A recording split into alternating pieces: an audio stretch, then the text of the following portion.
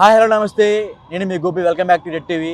ఈరోజు జగన్ గారు వచ్చేసరికి రాప్తాడు సభలో, సిద్ధం సభలో చంద్రబాబు గారి సైకిల్ ఎప్పుడు ఇంటి బయటే ఉంటుంది, జనసేన గ్లాసు ఎప్పుడు సింకులోనే ఉండదని ఆసక్తికర వ్యాఖ్యలు చేశారు. దాని గురించి ఒకసారి హైకోర్టు అడ్వకేట్ అయినా సరే మన ప్రశాంత్ గారితో మాట్లాడదాం.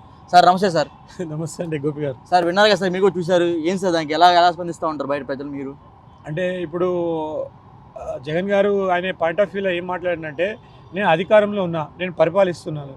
ఆయనకు మొన్న ఇప్పుడు ఓవరాల్ సర్వేలో భారతదేశంలోనే ఆంధ్రప్రదేశ్ రాష్ట్రము బెస్ట్ 3లో ఉంది, థర్డ్ ప్లేస్ వచ్చింది.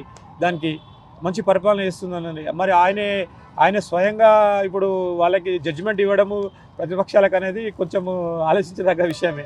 ఏంటంటే సైకిల్ మీద ఉంటుంది, సైకిల్ ఎప్పుడు రోడ్డు మీద ఉంటుంది. ఇప్పుడు ఏదైతే గ్లాస్ అయితే మనం వాడుకొని సింకులో వేస్తాము, తర్వాత ఇంకా ఆ విధంగా మరి పార్టీలను విమర్శించడం అనేది అది ఆయన చిత్రతకే, జగన్ గారి చిత్రతకే వదిలేద్దాం. అయితే ఇక్కడ ఏంటంటే ప్రజాభిప్రాయాన్ని ప్రజల లోపల ఎలా ఉందనేది దాన్ని మాత్రము ఆయన జడ్జ్ చేయలేరు. ఈ విషయం నేను చెప్తున్నాను. ఆయన ఆ విధంగా చెప్పొచ్చు జగన్ గారు, ఎందుకంటే ట్రెండ్ మారుతుంది. ఇప్పుడు ఆయన అక్కడ రూలింగ్లో ఉన్నారు.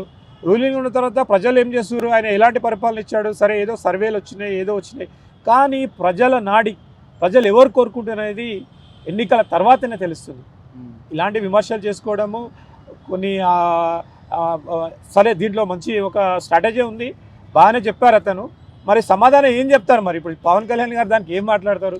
మా గ్లాసు డైమండ్ గ్లాస్ అంటారా, మా షోకేజ్లో ఉంటుంది అంటారా, లేకపోతే సైకిల్ అనేది చంద్రబాబు నాయుడు గారు ఏమంటారు, సైకిల్ అనేది అది మంచి వాహనము, ఎలాంటి ఇంధనము వాడకుండా పర్యావరణ రక్షణ చేస్తూ ప్రజల సౌకర్యాన్ని ఏర్పడుతుంది, మాదే నిజమైన పరిపాలన అంటారా అని ఎలాంటి సమాధానం ఇస్తారో నా సమాధానం కాదు. వాళ్ళు ఎలాంటి సమాధానం ఇస్తారో మనం త్వరలో మళ్ళీ మీడియాలో వచ్చే అవకాశం ఉంది. కానీ ఎలాగైనా ఇప్పుడు జగన్ గారి వాళ్ళు ఒక చలోక్తిని వదిలేరు, అంటే మనకున్న సాంప్రదాయం ప్రకారం మంచి చలోక్తిని వదిలేరని నేను అనుకుంటున్నానండి. రాప్తాడు సభలో చాలా మంది జనాన్ని పోగు చేశారు, లేకపోతే ఎక్కడెక్కడ నుంచో బస్సుల నుంచి చాలా మంది జనాన్ని వేసుకొచ్చి కావాలని ఎక్కువ మంది క్రౌడ్ని సృష్టించారని బయట టాక్. దాని గురించి మీరు ఏమంటారు? అయితే ఇప్పుడు ప్రతి పొలిటికల్ మీటింగ్లలో, కంపెనీలలో ఇదే జరుగుతుంటుంది.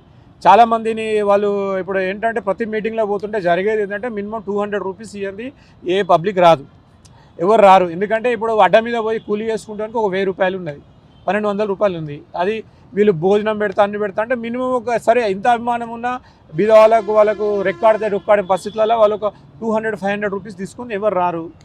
సరే, పబ్లిక్ వచ్చింది, మొబిలైజ్ చేసింది అంటే దాంట్లో అభిమానంతో వచ్చిన వాళ్ళు ఉంటారు, తర్వాత దాంట్లో పెయిడ్ ఆడియన్స్ ఉంటారు, అన్ని రకాలుగా ఉంటారు. ఇప్పుడు ఏంటంటే ప్రతిపక్షాలు వాళ్ళు చేస్తారు. ఇక్కడ ఏం జరిగింది మరి, ఇక్కడ ఎలాంటి అవాంఛనీయ సంఘటన జరగలేదు. ఇప్పుడు మీ మీడియా ప్రకారం ఇప్పుడు రీసెంట్గా తెలంగాణ జరిగితే నల్గొండ జిల్లాలో కోడిగుడ్లు వేసారు అపోజిషన్ పార్టీ మీద. ఎవరి మీద అంటే నేను చెప్పాను, నాకు వాళ్ళు వ్యతిరేకత కాదు. అంటే ఇలాంటి జరుగుతాయి ఇన్సిడెంట్స్. నేను what is as a political analyst, ప్రతి పొలిటికల్ మీటింగ్లో ప్రతిపక్ష వాళ్ళు విమర్శలు చేస్తారు. ఎక్కువ మంది వచ్చారు, మొత్తం గ్రౌండ్ నిండిపోయింది, జనాలు మొత్తం ప్రజా విజృంభణ జరిగింది అక్కడ అంటే తప్పకుండా వాళ్ళు ఏదో ఒక విమర్శిస్తారు. వాళ్ళందరూ డబ్బులు తీసుకొని వచ్చిన వాళ్ళ పాయింట్ ఆఫ్ వ్యూలో వాళ్ళు విమర్శిస్తారు. అక్కడ జరిగింది ఏంది మరి, జగన్ గారి మీద ఎలాంటి ఏమైనా నెగిటివ్ జరిగిందా, అక్కడ ఏదైనా ఖాళీ చైర్లు చూపెట్టిరా మీడియా, తర్వాత ఏమైనా కోడిగుడ్లు వేసిరా ఆయన మీద, ఎలాంటి ఏమైనా తీవ్రంగా ఏమైనా ఆయనను అపోజిట్గా ఏమైనా చేసిరా, ఇలాంటి అక్కడ ఏమైనా ఊహించరాని సంఘటనలు, అనర్థ విషయాలు ఏమైనా జరిగినాయంటే అవి మీడియా పరంగానే ఏమి కానీ లేవు.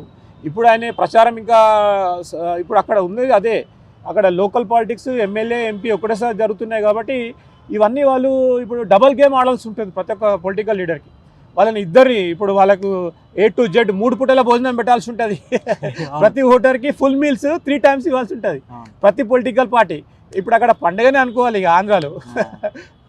అంటే ఇప్పుడు కొంతమంది మీద కేసులు పెట్టుతున్నారు, కొంతమంది మీద దాడి చేపిస్తున్నారు. ఎందుకు మా పార్టీలో జరగండి వైసీపీ వాళ్ళు దాడి చేపిస్తున్నారు ప్రత్యర్థి పార్టీల మీద. దాని మీద మీరు చెప్తారు సార్? అంటే అక్కడ కొన్ని ఇప్పుడు పొలిటికల్ రైవల్రీస్లో కొన్ని వైలెంట్గా జరుగుతాయి. ఇప్పుడు ఆంధ్ర పాలిటిక్స్ అంటేనే ఇలాంటి వర్గ పోరాటాలకు పెట్టింది వేరు. అక్కడ ఇప్పుడు ఎన్నికల టైంలో ఎక్కువ జరుగుతాయి. అక్కడ మనకు ఆల్రెడీ ఎన్నికల కమిషన్ కూడా ఈ సందర్భంగా స్పెషల్ మిలిటరీ ఫోర్స్ని అక్కడ డంప్ చేయడం జరుగుతుంది. తర్వాత ఇప్పుడు ఉన్న సివిల్ పోలీస్ కాకుండా స్పెషల్ మిలిటరీ ఫోర్స్ కూడా పంపిస్తారు ఇప్పుడు. ఎందుకంటే ఎంపీ ఎలక్షన్స్, ఎమ్మెల్యే ఎలక్షన్స్ జరుగుతున్నాయి. మరి ఇలాంటి అవాంఛనీయ సంఘటనలు జరగకుండా శాంతి భద్రతను కాపాడే బాధ్యత వాళ్ళకు ఉంది. అదేవిధంగా ఇప్పుడు ఏంటంటే ఇప్పుడు హేట్ స్పీచెస్ అంటారు ఇప్పుడు మనకు కొన్ని, అవి ఇట్స్ క్రిమినల్ అఫెన్సెస్, అలాంటివి చేయకుండా ఉండాలి. ఏమన్నా విమర్శించుకోవాలి, హేట్ స్పీచెస్ చేస్తే కంపల్సరీ ఎవరి రాజకీయ నాయకులు అతిథిగా చట్టపరమైన చర్యలు తీసుకుంటారు. కాబట్టి ఈ విషయంలో జాగ్రత్త పెట్టుకోవాలి. కులాన్ని దూషించకూడదు, మతాన్ని దూషించకూడదు. ఏమన్నా ఉంటే అభివృద్ధి మీద మాట్లాడాలి. వాళ్ళు చేసిన అభివృద్ధి ఏదో సాక్ష్యాధారాలతో ప్రజలకు వివరించి ఓట్లు పొందే విధంగా వాళ్ళు ప్రయత్నం చేయాలి. ఎదుటి వాళ్ళ లోపాలని తర్వాత వేరే విధంగా వాళ్ళ వ్యక్తిగత లోపాలని పర్సనల్ విషయాలను బయట తీసుకొచ్చి దాన్ని రాజకీయం చేసి అట్లా చేస్తే ఇంకా అల్లకొల్లం అక్కడ మనిషి ఏంటంటే ఈగో దెబ్బతిని వాళ్ళు హింసాత్మక కార్యక్రమాలు చేసే అవకాశం ఉంటుంది. కాబట్టి అలాంటి కార్యక్రమాలు పోకుండా ఏం జరిగింది ఏందనేది ప్రోగ్రెస్ రిపోర్ట్ అడగండి మీరు పబ్లిక్ దగ్గర నుండి. You ask the progress report from the voters.